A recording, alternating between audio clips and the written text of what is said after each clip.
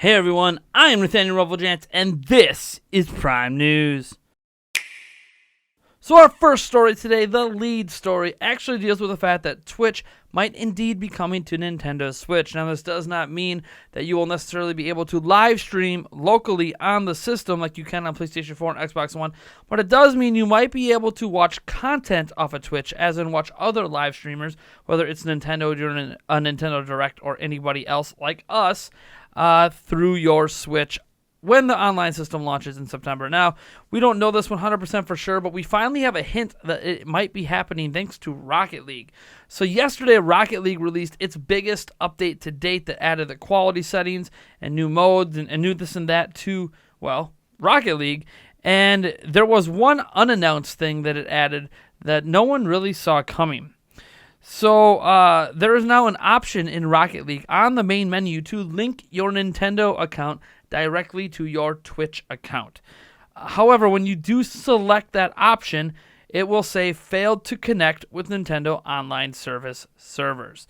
So it doesn't actually work yet, but it does say that it will work in the future. And yeah, it just doesn't have Nintendo's online services up right now, which again, those launch in September. That's the paid services. The thing is that as much as I want to say that this means that we're going to have the full use of Twitch on the platform, here's where I wonder if it's just going to be the ability to watch Twitch. Because for those who don't know, Rocket League actually has this thing called Fan Rewards. It's where you link your Twitch ID with your platform of choice and watch official Rocket League Championship and Rival Series streams live on Twitch for your chance to get rewarded with sick in-game items. Now, this might literally just let you connect your account to Twitch and that's it. You can't even use the Twitch app, or this might allow the Twitch app to work on the system. The thing is Switch can run the Twitch app. There's already a streaming service on there in Hulu. They can easily add YouTube and Twitch and any other service they would like to and let people live stream or let you watch other people's live streams. So it is one of those things where this could happen. Well, what I think is interesting is this tells me one of two things. Either Nintendo is holding back the ability to live stream to Twitch locally, like live stream your gameplay to Twitch directly off your system for the Nintendo Online system, or they are just holding back streaming services for the Nintendo Online system, but yet Hulu wasn't held back because we can access that now, at least in the United States. And in Japan, they actually have their version of YouTube that you can access as well. So it would be extremely inconsistent if suddenly, hey, look, we're already offering some streaming services, but if you want all of them, you better pay, $20 a year. It's just a little strange to me if that's what's happening. That's why I'm hoping, crossing my fingers, that what's being added here is the ability to live stream to Twitch, and I would prefer to YouTube as well, although Nintendo probably won't allow that for some reason because they just don't like YouTube that much. But it is what it is. You guys let me know what you think about this down in the comments below. Are we getting the full version of Twitch? Are we going to be able to watch Twitch live streams on our system, or is this just a Rocket League only thing where Nintendo, with their Nintendo Online system, is going to allow Rocket League to access Twitch servers quick just to register? And the reason they could do that is maybe because an online browser is being included, so they're literally just loading up Twitch, through a browser on the platform. There's many ways this could go. I'm actually interested in what you guys think about this in the comments below. Our second story today is actually just a Media Create update. I say just because we do these ones every week. And this is the sales updates in Japan for last week. Switch is number one yet again with 44,033 units sold. Now, this is actually down about 6,000 from the week prior, but there were no new Switch or 3DS games launched this week. PlayStation 4 actually maintained its number 2 position with combined sales of the base model and PlayStation 4 Pro at around 25,000 units. The 3DS's combined sales with 2DS and 3DS were 9,000 units. Kirby Star Allies actually chimed in at the number 4 spot on software behind 3 new games, 2 of them from PlayStation 4, 1 for Vita, with 50,437 units. Splatoon 2 sold 25,639, is sitting at the 5 spot. The number 8 spot is Detective Pikachu with 15,584, and then rounding out Nintendo's inclusion in the top 10 is Mario Kart 8 Deluxe at number 9 with 14,486. If you're wondering where the next Nintendo game was, it was the number 11 spot, Breath of the Wild, 9,000 units. But it is what it is. I mean, Switch is doing really, really well, though, considering that all these games we're talking about are games that haven't been out very long, or have been out for a while, I should say. So, yeah, I can't wait for the next influx of new Switch games to hit, because Switch sales are just they're sitting between that 40 and 50,000 mark, and when new games start landing, this platform is going to blow up yet again. It feels like it's on the cusp and the precipice, waiting for that next big title. I feel like a lot of us might feel that way too, as well, in the West.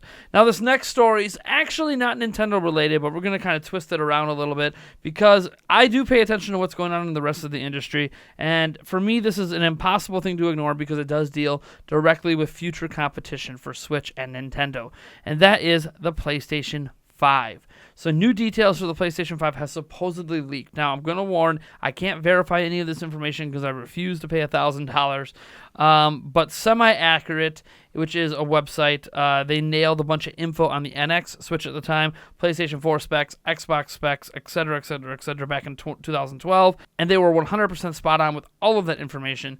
The problem with these new leaks from them isn't that they exist, but that the Semi-Accurate is a subscription-based website. So you have the student account, which is like $100 a year, and then you have the the professional level subscription, which is $1,000 a year, and that's how you get access to all of the news and all of the articles and all of the analysis. So to get full access to this article, you'd have to pay $1,000. I'm not doing that, even for a year of access. I've heard of Semi-Accurate before, but I don't really feel like they're worth me putting the time in. And that also made looking up some of this old information to verify more difficult, because I did have to go through websites quoting them versus going directly to the site itself, because even the stuff linked in the site, some of it itself is held behind a subscription. So, but I was able to do what I feel like is a fair enough job in verifying the information through several different websites, that Semi-Accurate has indeed been the legit source for a ton of stuff regarding Xbox, PlayStation 4, and Switch in the past, and got all of it correct, enough that this is big enough for me to talk about it, even though it's not Nintendo. And basically what they do is they give us some specs and some ideas for the PlayStation 5. It says that the PlayStation 5 is using AMD's Navi infrastructure. They're using it as the base infrastructure. They're not necessarily using Navi itself.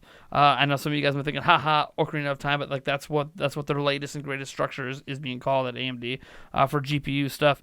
The CPU is apparently a custom Zen processor, which is their latest line of processors, so that's obviously a very good thing for new hardware coming out. There are large amounts of dead kits have apparently gone out, like an extreme amount. So many, in fact, that the author itself suggests that the 2018 release of PlayStation 5 is not out of the question based on the amount of dev kits released, as this is a sign that the launch is getting close. Although, obviously, this is just speculation. It also says, this was a really cool part, too, as well, VR goodies are baked in at the silicone level. So, what they're saying is that instead of having, like right now, the current PlayStation VR setup requires, like, the headset and the converter box. And all, basically, what it sounds like is you'll just be able to plug the PlayStation VR headset directly into the console, and it's just going to work. That's what I assume when they say VR stuff is baked into the platform. Makes a lot of sense. Makes it a lot less messy. Makes it more consumer friendly. Makes it more palpable to get it. In fact, there's probably going to be a PlayStation 5 bundle at launch that includes a VR headset. That's literally just my guess, but I'm assuming that that's going to be the case. So yeah, this is obviously interesting because it impacts Nintendo. If PlayStation 5 lands this year, it's going to be a very weird landscape for Switch heading into holidays, because you'd have Xbox One X, which will probably end up being cheaper because Xbox would price cut to undercut PlayStation 5. And if PlayStation 5 comes out this year, that could really change the gaming landscape. I don't honestly think PlayStation 5 is coming this year. That was speculation based on the author's part, because there's a ton of dev kits out here. But I do think it does make PlayStation 5 launching at the end of next year a lot more plausible. So could PlayStation 5 be unveiled this year at E3? Could it be unveiled next year at E3? I don't know. Maybe it's not unveiled at E3 at all. Maybe they have their own special event like they did for PlayStation 4 and Microsoft did for Xbox One. But whatever the case may be, this obviously could have a massive impact. Right now, Sony is the industry leader, especially in the home console space. So whatever they do is definitely notable for Nintendo, who not only creates platforms out of the same area, both in Japan, but also because there is some direct competition. Even as Nintendo skirts the line with the hybrid nature, they are still impacted by other systems existing. So does this mean Switch Pro needs to come out next year? I don't know. I mean, at this point, Nintendo would have to worry about looking extremely dated, but We'll have to wait and see what happens. At this point, this is unverified, unconfirmed information. Take it with a truckload of salt. But based on what I was able to look up, semi-accurate seems like a pretty legit place. So, I mean, PlayStation 5. I mean, it's exciting. Like, I know I seemed a little down there for a moment. That's just because I worry that Nintendo won't respond, which I guess is fine. Nintendo usually doesn't respond, to be honest. But I'm a tech enthusiast. Like, I'm actually really excited about this. I'm interested what your thoughts are on this information. I'll have a link to the semi-accurate article and a link to where I got the summary from at Reset Era for you guys who want to go check it out. Or maybe you already are a member of Reset Era and already have a subscription and you just didn't know this article went up. I don't know why you would pay a bunch of money, though, and then not pay attention to what's happening at the site. That doesn't make any sense to me. Anyways, getting into some other news. There is a new Splatfest this week that features, in the United States, that is, featuring soccer against baseball. I think you know where I sit on that. And also there was a new European trailer for Mario Tennis Aces. And it accidentally, I'm saying accidentally because I don't think that they intended this to happen. It unveiled Spike in like a half second of footage where it didn't show him on the screen, like it didn't show him being played, but it showed a character select screen in the game, and then Spike was one of the final characters on there. They probably, when they were splicing it all together, it was so fast they didn't even realize it, but this is the internet, nothing gets by the internet. In addition to Spike being confirmed as a playable character, other playable characters that we can see from that select screen include Mario, Luigi, Wario, Waluigi, Daisy, Rosalina, Toad, Toadette, Bowser, Bowser Jr., Boo, Yoshi, Donkey Kong, and Chain Chomp. So there you have it. A bunch of those we already knew, but it is what it is. You guys let me know. Like, I'm really excited for Mario Tennis Aces. I'm kind of indifferent on Spike being included. It doesn't really bother me that he is. Not really the character I would want from the Mario series or that I care to play with, but it's there. I'd rather have like Dry Bones or something, but maybe we're still going to get Dry Bones. There was like an empty slot and like a mystery slot, so the screenshot's up. You're looking at it. You guys tell me what you think about all this. Anyways, that's going to do it for today's Prime News. Again, just to recap, Twitch might be coming to Switch. The Switch is still #1 in sales in Japan, despite the fact there were 3 total new PlayStation 4 games that came out and a new Vita game. And PlayStation 5 details might have leaked out there, and Splatfest is happening this week. Baseball all the way, baby. Go Brew Crew. Way to take it to the Cardinals last night. Let's win the series tonight, please. Because F the Cards. Anyways, folks, I'm Nathaniel Robojets from Nintendo Prime, and if you like this video, you know what to do. And if you dislike the video, hit that dislike button. Subscribe for more content, and I'm going to catch you guys in the next one.